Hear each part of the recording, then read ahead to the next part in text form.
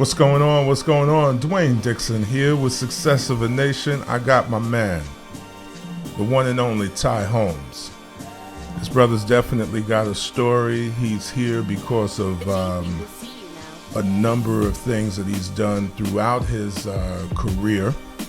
He is transitioned into multifamily real estate investing, and you know that's an area that I'm heavily involved in as well. So this is somebody that I think you're going to learn a lot from. And listen, I'm ready to get things started, man. How about yourself? Dwayne, always love connecting with you, and appreciate you the opportunity to be on your show, man. Okay, well, that sounds good. Well, let's get started, man. First things first, Ty Holmes. Can you just give me a little bit of background, as to like where you come from and how is it that you've, gotten from here to ascending to all the great things that you're doing now? We'll just start from the beginning. Sure. So I'm from the Midwest. Okay. I call Chicago home. So grew up in Chicago, was heavily into sports growing up. Mm-hmm. But also knew at a young age something else I wanted to do, which is fly airplanes. There you go. So currently an airline pilot here in Atlanta, Georgia, and lucky at a young age to kind of identify that. And so, my parents helped sort of shift me and keep me aligned in my young years to move in that direction to eventually become a pilot. So I went to school at Southern Illinois University. Okay. Did all my degrees there, learned, got all my licenses. Graduated, needed a few more hours to become an airline pilot. And so I was a flight instructor in Connecticut for about a year and a half and got hired by my first airline. Okay. And so... Was it Delta? Was your first airline Delta? It was not. It was Okay. a company called Mesa Airlines, which is a regional airline. And they do some of the smaller planes that fly to some of the hub cities for bigger airlines. Okay. And so I did that for almost 6 years, based in Washington, Dulles, and Chicago O'Hare. And then I ended up transitioning to JetBlue for a few years, based in New York, commuting from Chicago to New York. Enjoyed it, but I always knew that I wanted to live where I worked, and eventually came to Delta in 2015. And Delta's exceeded all my expectations. It's great. And so my primary role now is I'm a flight instructor at headquarters. And so I'm in the simulator teaching our pilots, either transitioning pilots or new hires, how to fly the Airbus 320. Oh, man, that's great, man. Mm-hmm. That's great. Yeah, that's another reason I wanted you on the show, not just because of the real estate connection, but also because of the aviation connection. You don't know this, but I had actually kicked around the idea of flying, man. Really? I think, first of all, it's such a noble profession, and also, too, there's a lot of mystique around being a pilot. Or maybe that's just me romanticizing it because I've always thought about it. I don't know, one or the other. Yeah. But nevertheless, I've just always thought that was a real admirable, position to have, and to me, because I'm such an avid traveler, it has a certain sex appeal to me as well. You know what I'm saying? Sure. So I've always seen it like that. Now I'm just going to kind of go back to what you were saying. You started with a smaller airline. Now, when I was looking at getting into it, I was going to be like flying on Cessnas or something along those lines, a little 2-engine Absolutely joints, right? But when you were at Mesa and you were starting in a smaller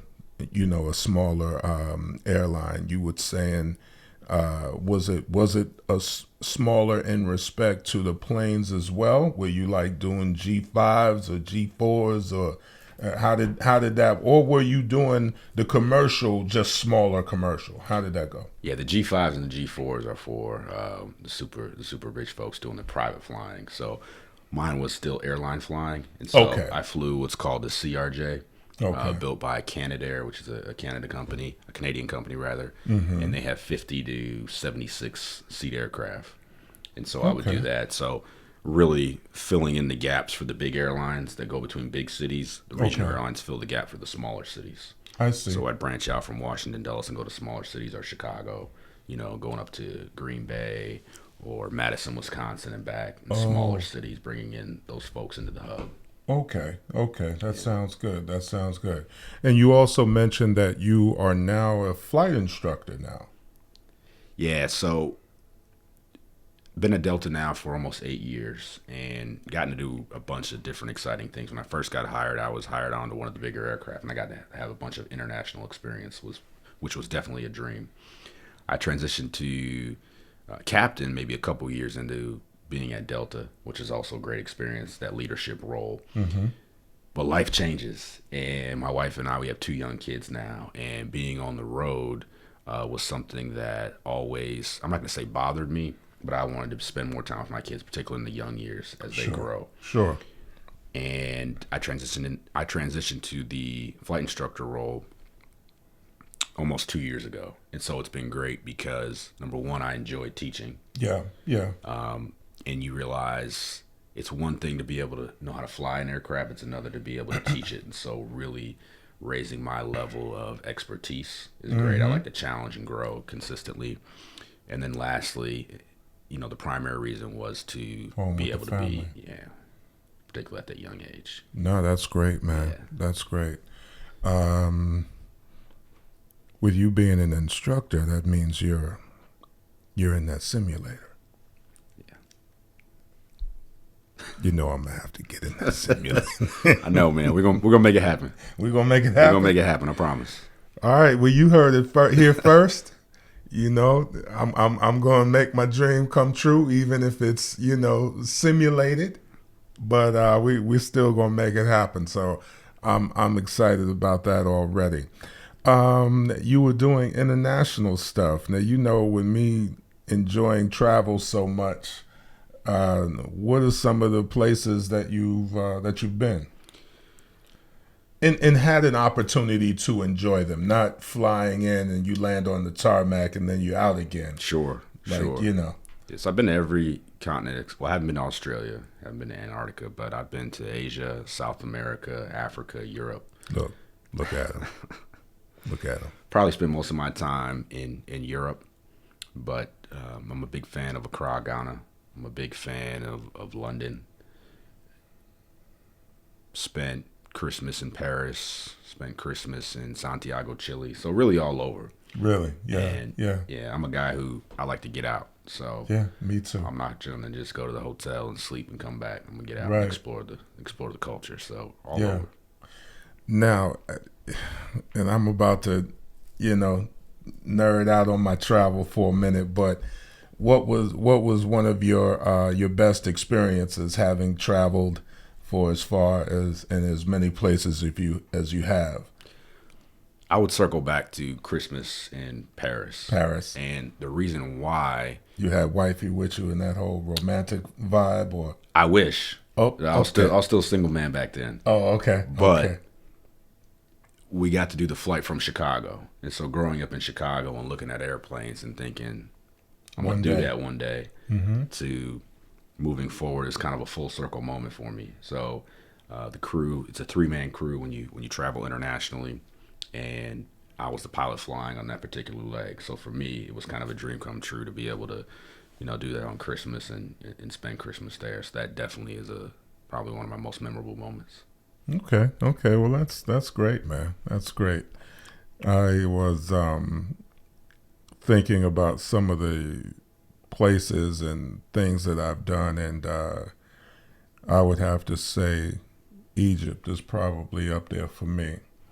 Traveling there with my brothers and my father being so excited about having his sons, and I'm sailing down the Nile River with my sons, and Absolutely. So that was a pretty moving experience, seeing the pyramids in Giza and things of that nature. I can't argue with that at all. I did a guy's trip there maybe 4 years ago or so. And also an incredible place. Egypt. We did Israel as well.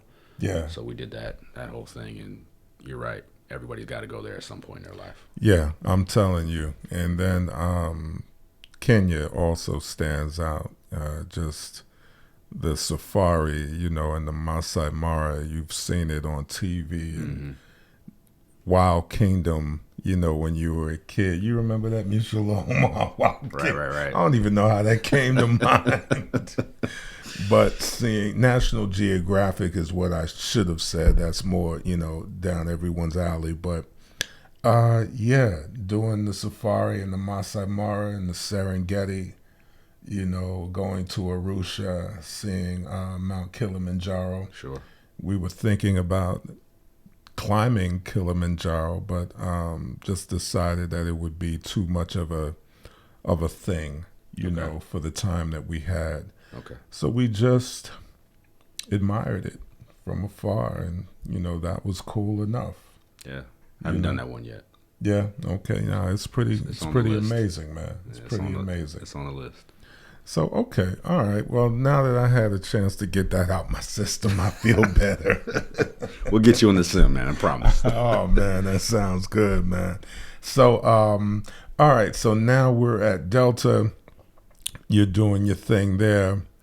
And I'd like to sort of know, too, was it anything in particular that allowed you to dream big, or look at those airplanes and say that's gonna be me one day, because we're talking to people who have dreams but may or may not have fulfilled them yet. Sure. And I like to tap into the blueprint of it all. I started to name this show The Blueprint, but there were like 30 other podcasts named The Blueprint. So, but yeah, if you could just kind of give somewhat of the background story and how you were able to achieve that, because again, I admire that, man. Sure. So for me, it really started with my father was in HR, and he used to travel quite a bit. And I can distinctly remember back in the day when you didn't need a ticket to actually get into the airport and kind of walk to the gates.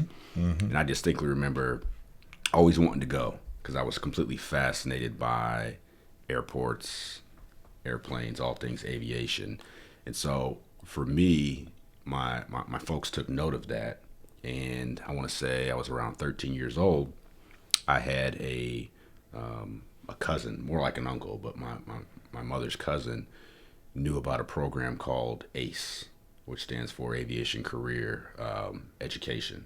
Okay. And they had a program out in New Hampshire, of all places. And so I flew to New Jersey and spent time with my cousin, and they found out about this opportunity and said, "You guys want to go?" And I knew I wanted to go, but I looked up to my cousin, and he didn't want to go. And I always thought he was the coolest person, so I said, "Oh, I don't want to go." And they said, "Well, too bad you are." So I think of like that was your mother and father that said that?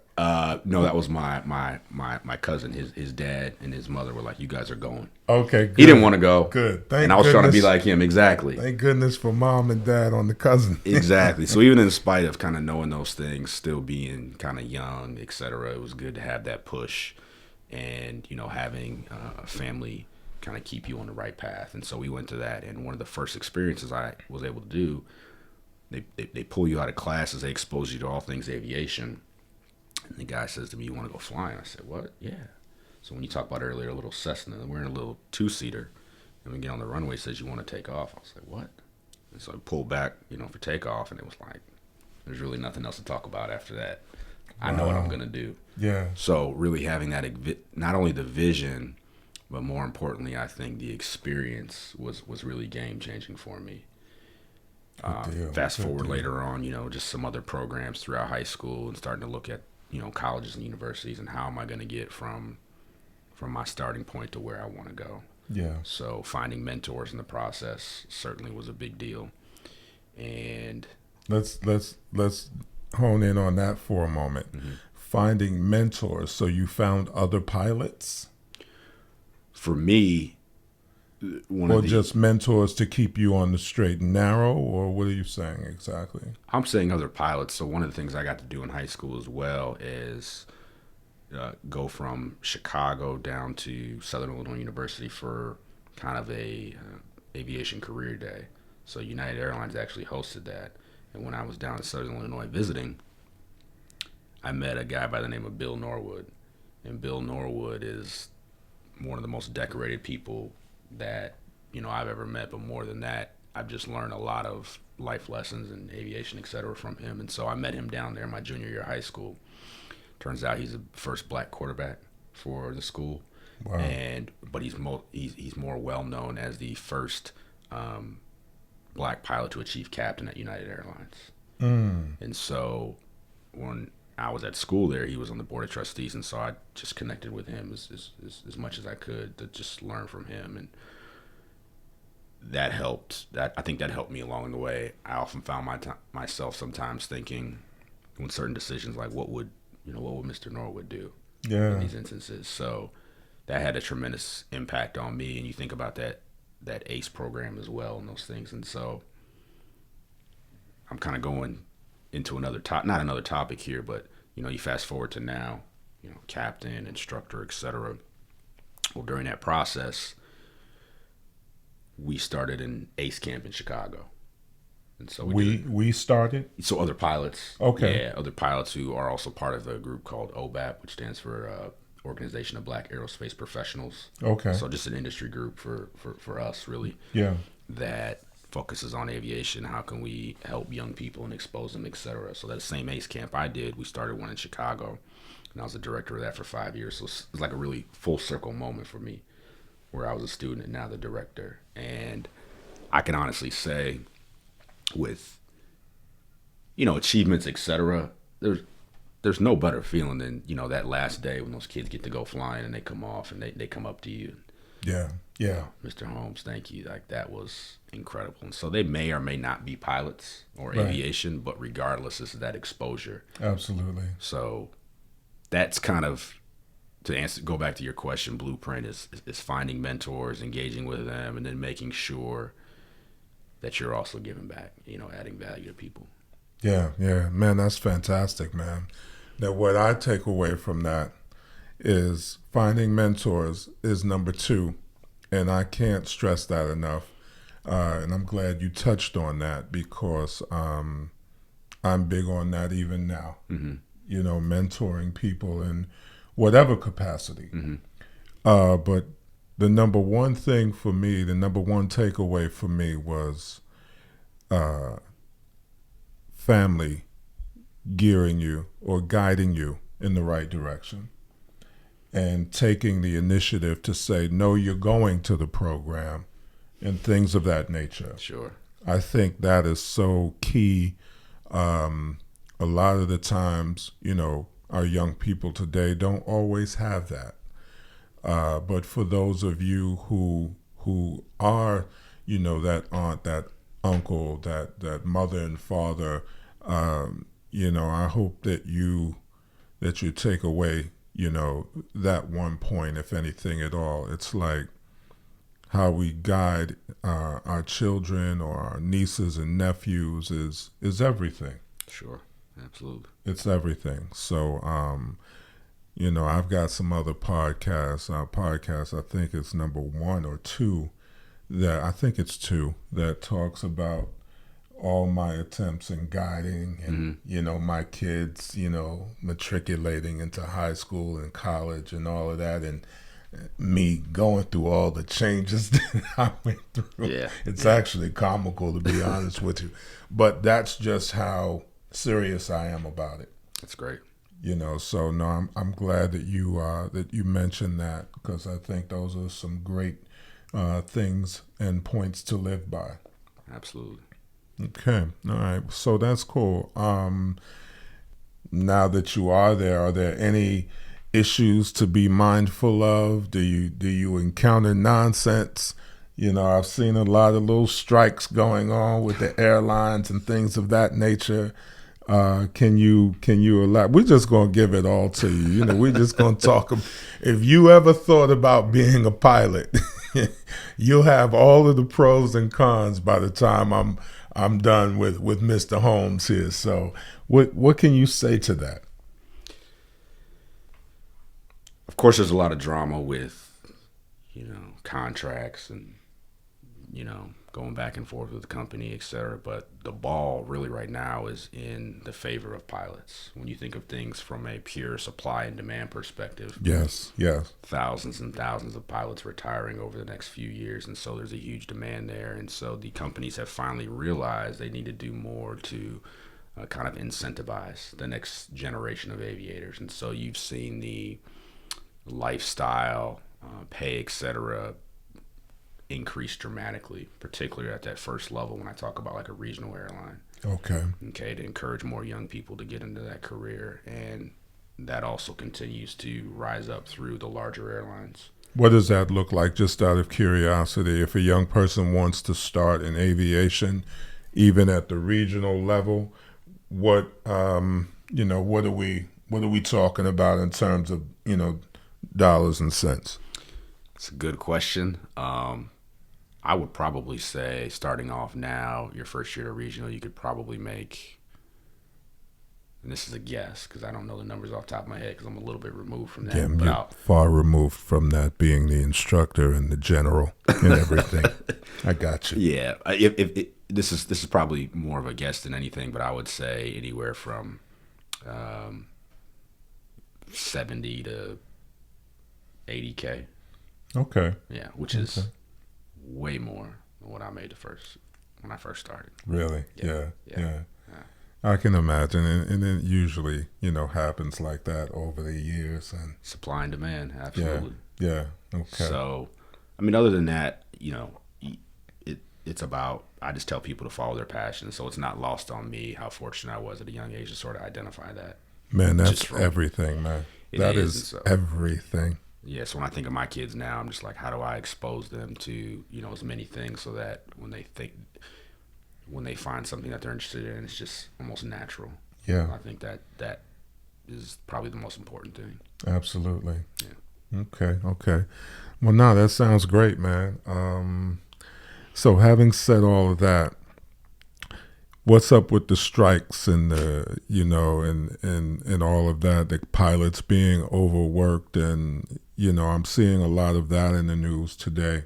I know you're, sort of outside of that, but can you speak to that at all? Or? Well, I'm definitely not outside of it. I'm still in it. So even though I teach, I still fly maybe 4 months out of the year. Oh, okay. Yeah, Okay. To stay current and stay, hey, what's happening out in the real world? Yeah. But in terms of strikes, I think that it's more of media exaggeration. Oh, is it really? Meaning, there's things going on with the airlines where pilots are picketing, or they're doing billboards. And that's what I'm referring to, all the UAW, with being overworked or whatever their complaint is. And some of that is very true to a point. Airlines are always in the battle. They're trying to make money. Yeah. So how can they, capture as much market share as possible with the available pilots that they have? And they pushed crews pretty hard, but at the same time, they're also there's also a huge push to recruit and train pilots. But this isn't a profession, as I told you my progression. It's not a profession where you just go grab people off the street and train them for 4 months. It takes years to develop the amount of licenses and hours and experience. What does that take? Like, how many? What is? I would say the average new hire right now at Delta probably has somewhere around 5,000 hours of flight time. What does 5,000 hours look like just on a day-to-day basis? I'm like 5,000. Is that?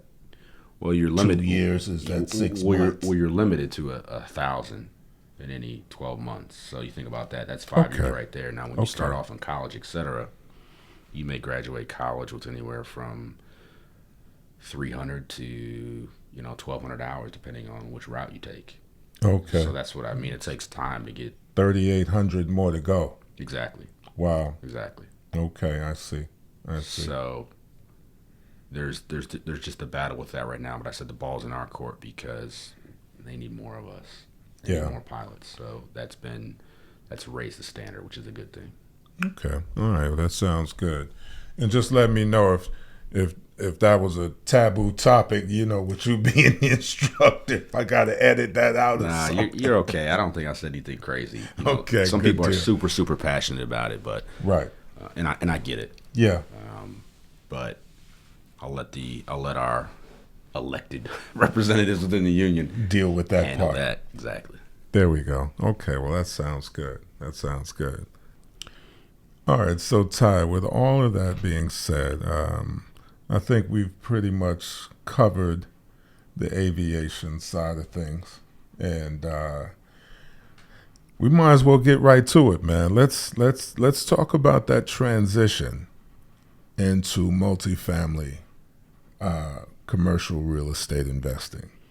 So I'll let you take the floor. So probably years ago, I'd always, I'm doing flying, I'm doing what I love as a passion, but I always thought like there's more I want to do. And from looking at stocks to other forms of entrepreneurship, etc., real estate was always in the back of my head. I always sort of had a passion for it. And so finally in 2016, 2017, I said I need to start. I needed to do something. And so for me, I'd always spent time sort of educating myself. Actually, let me back up for a minute. Do you remember Carlton Sheets? Back in the day. Carlton Sheets Way and back in the David day. Delgado. So I distinctly remember my dad had those VHS tapes. Okay. And I can remember when he would watch them, I would sort of, be interested. Like Yeah. that would pique my interest a little bit. And Yeah. I didn't explore it any further than that, but there was a seed there. Did your dad get into it at all? A little bit, yeah. He did some single family stuff back in the day. Okay. But he's not involved really with it now. Okay. But there was a seed kind of planted For you. for right. me. Mm-hmm. And 2016, 2017, I said it's go time. I continued to educate myself, et cetera, and I got involved with single family stuff, which is called the turnkey model, meaning when you purchase the house, everything's good to go. You put the key in, turn, and it's good to go. Not only that, the company that I got involved with would find a renter and et cetera, find a renter, manage it. So it was really kind of a hands-off way, but also a way for me to get my foot in the door, Okay. right, to get in the game finally. And so I ended up purchasing a single family in Detroit, of all places. Back in the day with the $5,000, $2,000 purchase. Not that low, one? not that low. Okay. But for me, I thought it had the most upside, and so to use, and I still own that property to this day. Do you really? I do. And you rent it out? I do. Okay. And They didn't jack you for your wires and your electric your coil out of your HVAC. it wasn't that bad. Interestingly enough, so I think of the Detroit property as a bigger pockets analogy, or a baseball analogy rather, which they use, it was a single. It got me on base. Okay. I'm in the game. Okay. I'm not hitting it out of the park by any stretch, but I'm in the game. I'm starting to understand, learn, grow. Yeah. And had the same renter for years until recently, and they moved out, and the management company changed. And it was a horrible transition for me. Oh, wow. Yeah. And it took a while to find a new group, get the repairs done, and get a new tenant in, which just happened. And actually going the Section 8 route this time, which is the first time doing that. But I feel confident in the new management company, et cetera. Sure. So that kind of got me in the game. And I wanted to do more, but I thought if I want to scale, I should look in my backyard. And so I stopped looking for more turnkey models out of state and said, hey, how can I cut out the middleman and how can I be more involved in the process? Right. And so I settled in on looking for probate properties here in Atlanta. And so every week I would get a list of probate properties in DeKalb or Fulton County, and I would do direct marketing to them.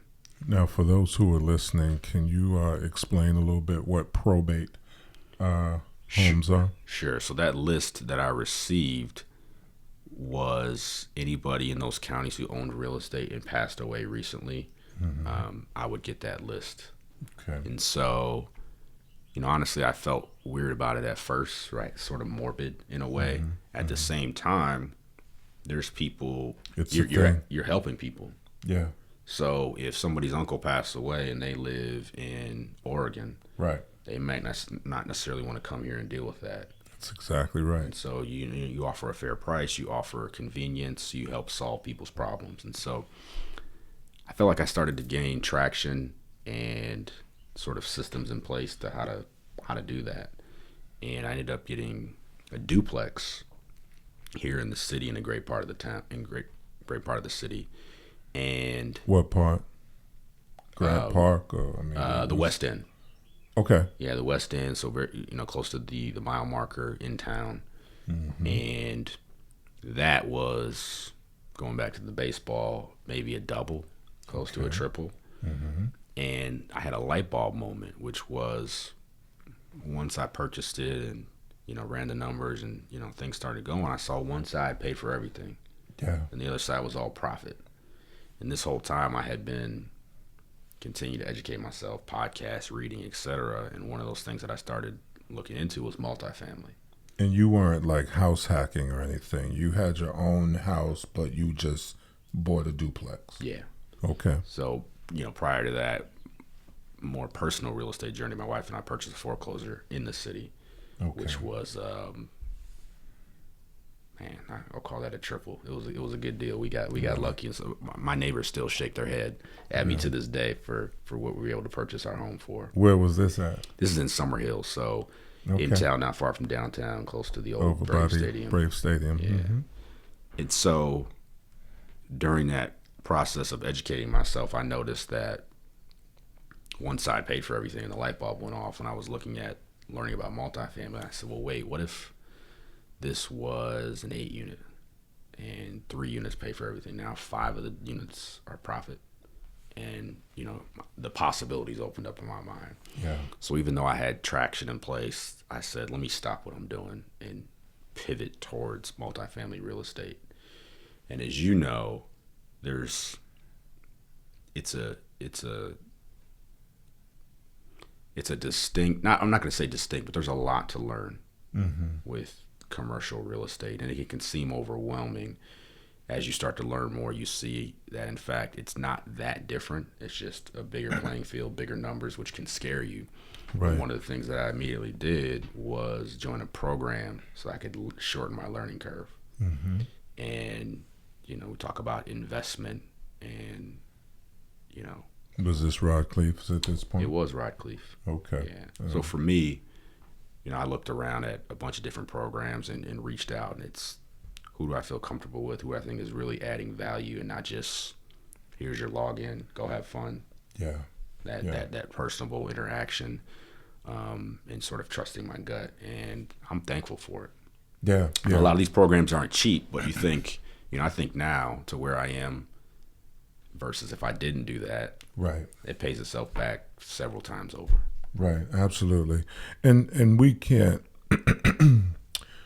we can't delve into that without at least giving a shout out to Rodcliffe, because he really is doing a lot of good in the community in terms of getting people educated and providing the necessary components to tackle this thing we call multifamily syndication or investing. So I couldn't, let that go by without at least, giving him his flowers and letting him know how much we appreciate what he's doing for everyone, really.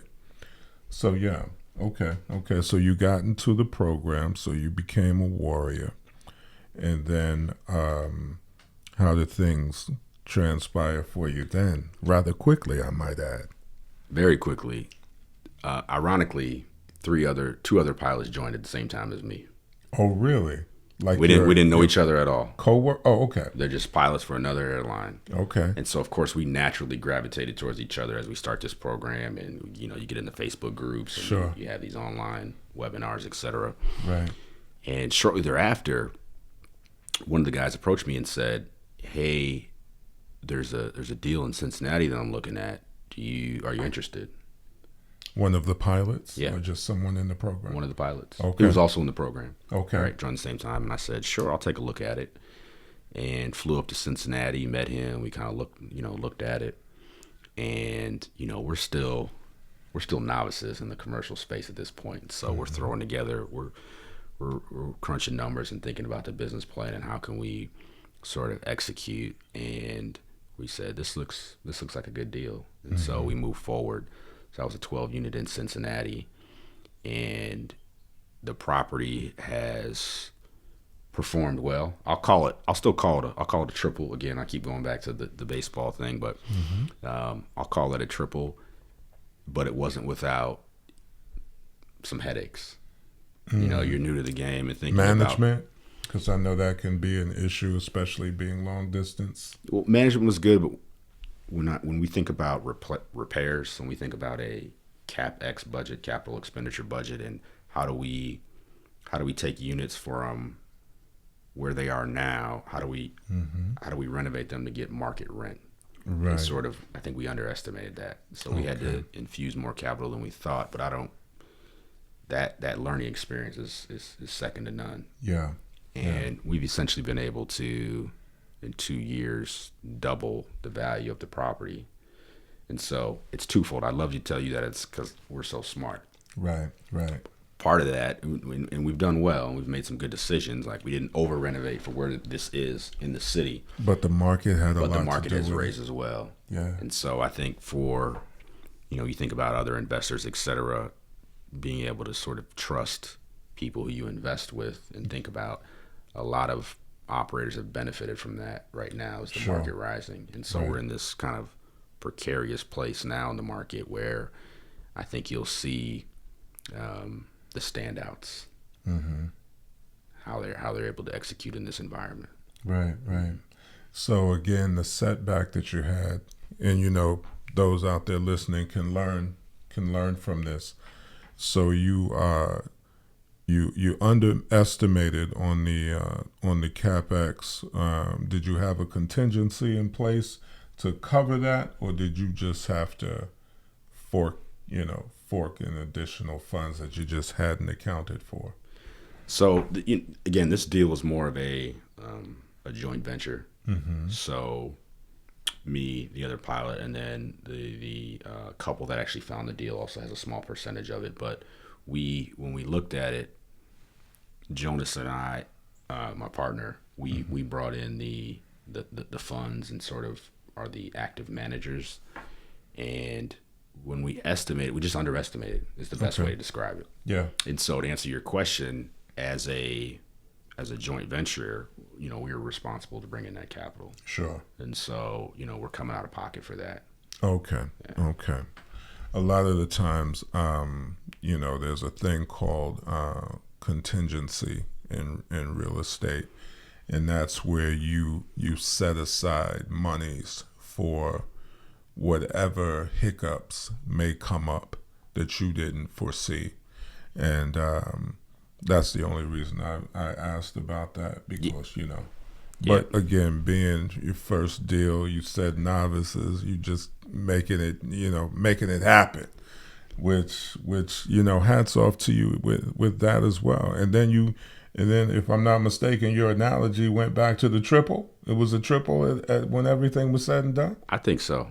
It was a really, really solid deal. We got it. And the most important thing, I talk about this to potential investors, et cetera, but it is, what is your original cost basis? We purchased it at the right price. Yeah. Which is huge. Because you Massive. have a lot of investors out here right now purchasing these houses or these multi-family units and paying way more than they should. And then, a year or two later, if it even takes that long, they recognize, oh, hell, paid a lot more than we should have. But there is that thing about just trying to make that one happen. And sometimes you overlook your better judgment in an effort to do that, so. Yeah, I think there's a ton of factors that have played into that over the last few years. And I think because of that, well, let me circle back. Some of the factors that play in, for instance, you saw these cap rates, right? The return that people expect. The expected return on the actual investment. You saw them compress, which drives the value up, and a lot of owners were taking advantage of that and selling. Right. When they sell for this tremendous profit, guess who comes knocking? Uncle Sam. And so to avoid that, the 1031 exchange that you're familiar with, they can roll it into another property of equal or greater value. Right. And I think that also contributed heavily to people overpaying for prices that said, That's right. am I going to take this tax hit, or am I rolling into this property and maybe get a smaller profit than you want? Yeah. However, I think at the same time, that is going to open up some opportunity here in 2023. When you think about adjustable interest rates, Right. or how much people had to pay for interest rate caps, limiting how high that interest rate can go. That's right. Purchasing it too high and having that interest rate, they could be in trouble, or they have to figure out some options to do to return to profitability. But before that, with rents continuing to rise and cap rates going down, people were able to continue to make money, or show, at least on paper, to their investors, property's doing great. Yeah. Yeah, that's so true. That's so true. And back to your point, 23 could wind up being a nice little windfall, because all of those bad decisions are going to come home to roost, so to speak. And there'll be, not that we're, trying to capitalize on your demise, but there'll be people out there like me and you who are ready to purchase that next deal and go from there. So, yeah, a lot of upside. So we're definitely looking forward to that. Yeah. So you had the 12 units in Cincinnati, and is that where you are right now, or have you found something else, or you've got your eye on something, or where do you stand with that? So there's another investment I'm part of here in Atlanta. Okay. East Point specifically. So it's two different properties totaling about 203 units. Okay, let's speak to that. Man, you holding out on me? Got 203 units, ain't even mentioned. Definitely, Okay. no, definitely not holding out, but okay. That one was a little bit different. So again, that was through networking. One thing very well is, when you start off in that single family space, you can do a lot of that on your own. And I did for many years. Exactly. I did, yeah. And you sort of get to this level, and you see just how important it is as a team sport. And networking can help you do that. So you take, whatever you're super talented in, or as we call your superpower, and merge that with somebody else, and you can form something sort of dynamic. But anyways, I met another couple folks through the program here in Atlanta, and we connected, and they found an opportunity down in East Point. Okay. And so, I invested in that one. That's probably been right at about a year or so now. Okay. And it's continued to perform well. And so my biggest reason for that investment was a few things. One, it's in my backyard, which is nice. Yep. Two, some of the lead sponsors or general partners in the deal are super seasoned and experienced. And so not only them, but they know all the other big players here in Atlanta. So for me, the biggest part for that was, how can I learn from them? How can I see what people who have been incredibly successful in this business do? And so what better way to do that than invest with them? No, that's great, man. That's great. Now, I assume you are referring to Greg Chu. And yeah, Greg Chu and Rayhan. Rayhan. I don't want to say his last name because I'll butcher it. Yeah. Yeah. He's a good guy, though. Yeah, but for sure. they've been great. And I've learned a lot. The deal's doing well, so I'm happy. Yeah.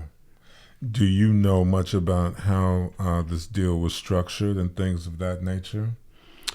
Like who was the KP and what a KP is, and just getting into some of the more finite details of the deal? Yeah, so the KP was a guy by the name of Steve Firestone.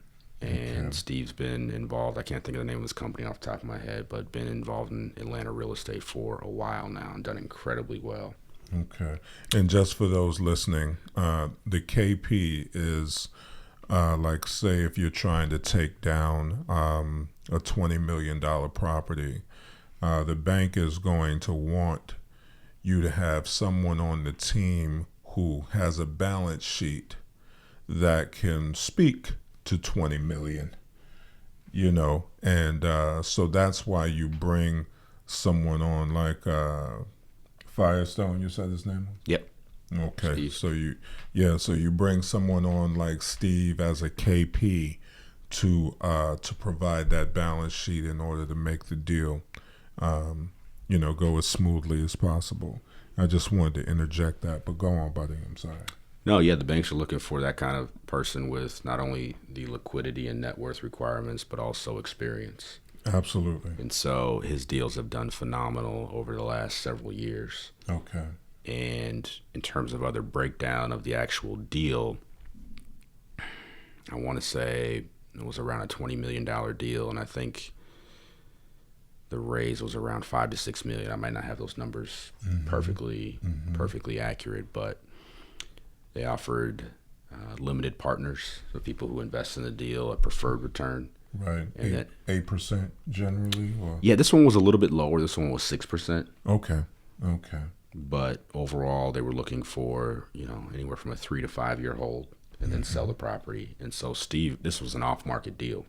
And so he was an architect. So again, through experience and learning people and connections, he found out an operator who owned those properties, owned it forever, and they were making tons of cash, but they wanted to see how can we accelerate that cash instead of just dumping it in the bank.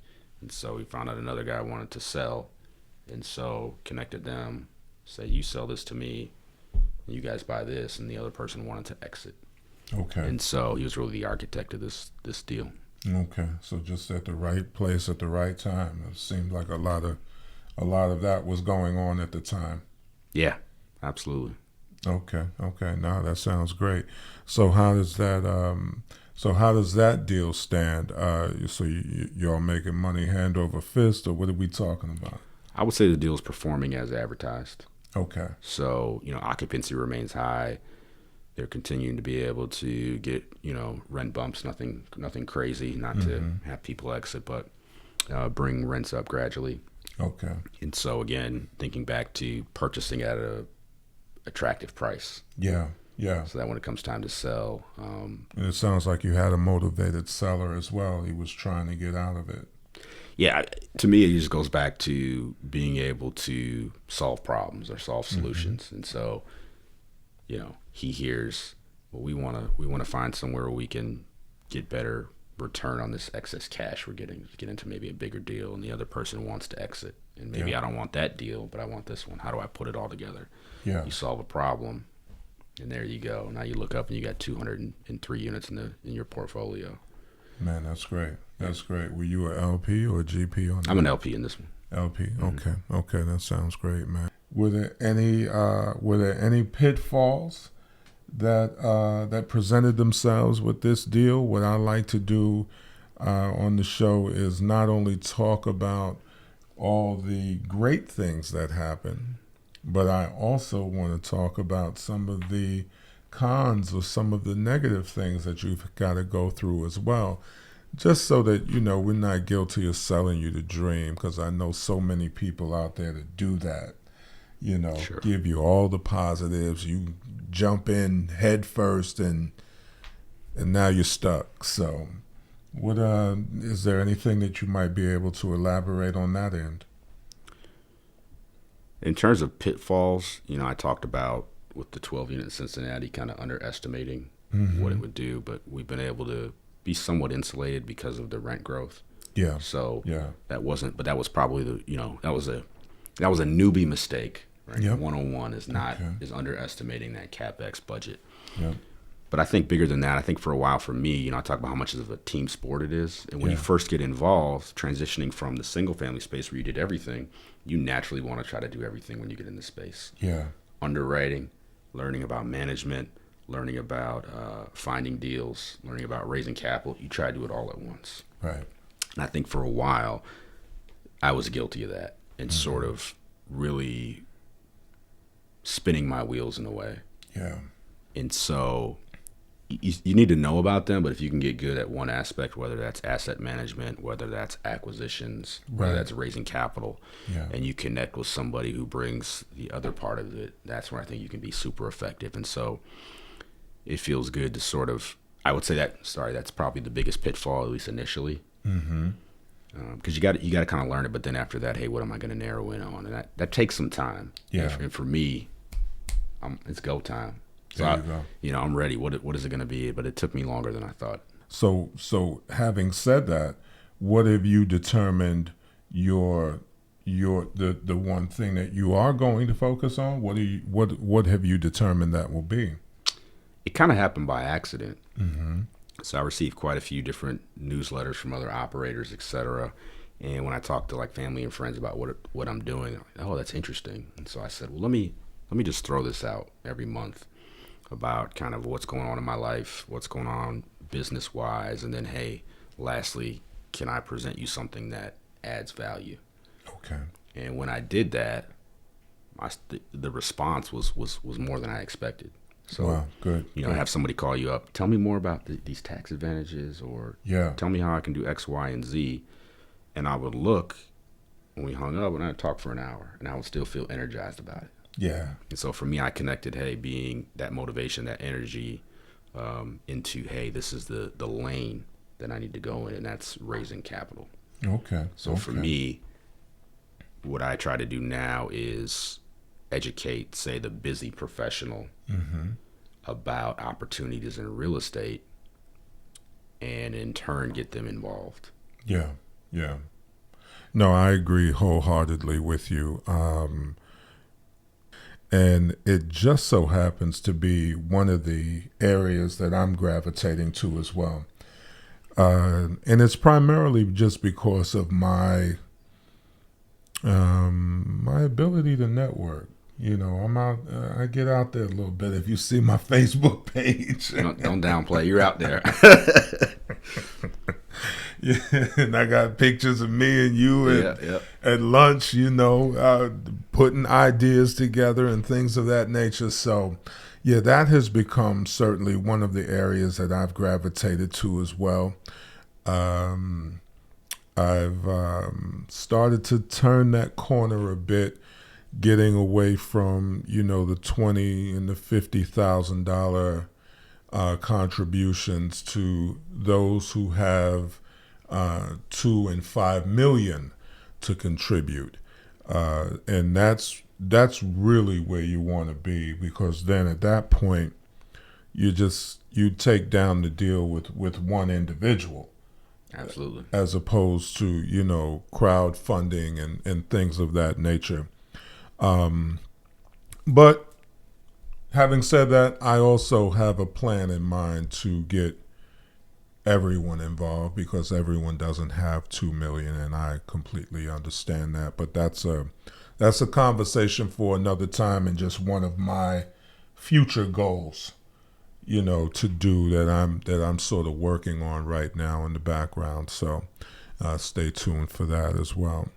But man, no, this is great, Ty. Man, I really, really do appreciate you coming through and just sitting down with me, expounding on all of your experiences. We talked about your deals, how they unfolded, and more importantly, I guess what I really want to touch on is where you see yourself going forward. We're at the tail end of the interview now. If you could speak to that. I think I'm just still actively trying to just stay as consistent as I can with the business, whether that's networking, continuing to educate myself, reach out to investors, looking for deals, et cetera, and partnering with the right people. Again, I've said team sport 3 or 4 times. Yeah, and that's because it really is. It is. And I think there'll be some opportunity coming up. I also think that it's important to be patient.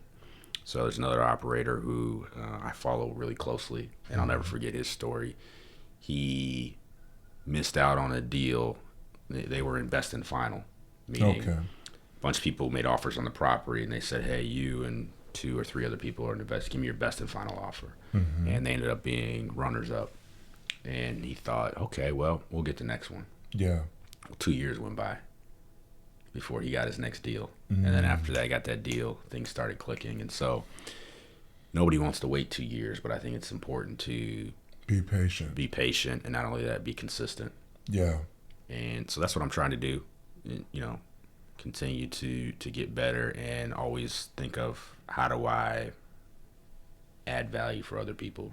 Yeah. I think once you do that, you're able to, it's going to return to you.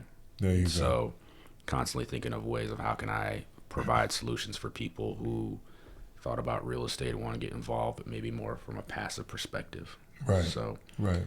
that's what I'm continuing to do. I think that, you know, the economy's shaky, but I think real estate, particularly multifamily in particular, is going to be okay. I don't think you're going to see a huge drop, but I think you will see some operators that will need relief in some way, whether that's sell or sort of dilute their shares a little bit.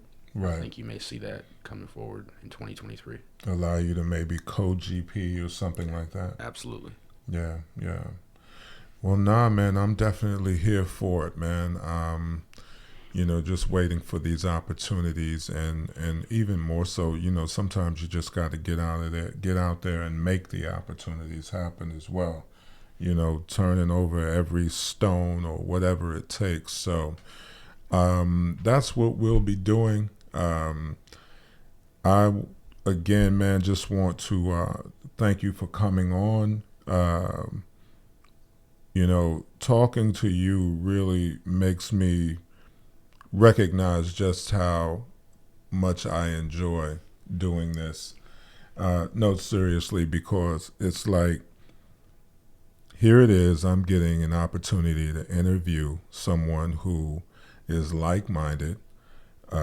He's in a profession that I've always admired, so we get to talk about that. I just get to talk about people who I genuinely like. I get to talk to them, so that's great, man. And I can't say enough good things about this guy. Are you taking on people who are interested and wanting them to contact you on your Instagram and your thing, or where are we at with it? Yeah, absolutely. So my Instagram is Takeoff Property Group, just the way it sounds. I'm also on Facebook, Ty Holmes. There's probably a bunch of those, but my face is on there. So. Just look for the good-looking guy. Yeah. Yeah. Those are probably two of the easiest ways. Okay. And you know, other than that, thank you for the opportunity. This is an awesome platform you have. You've had some great interviews, so honored to be a part of it, and hopefully some folks get something from it. Yeah. Well, I'm sure they will. So, that being said, I'm Dwayne Dixon with Success of a Nation. This is my man Ty Holmes, and I'm hoping that you got out of it as much as I did, because I thoroughly enjoyed this. Seriously. Absolutely. All right. Well, that being said, we're going to close out, and we'll see you the next time. Take care.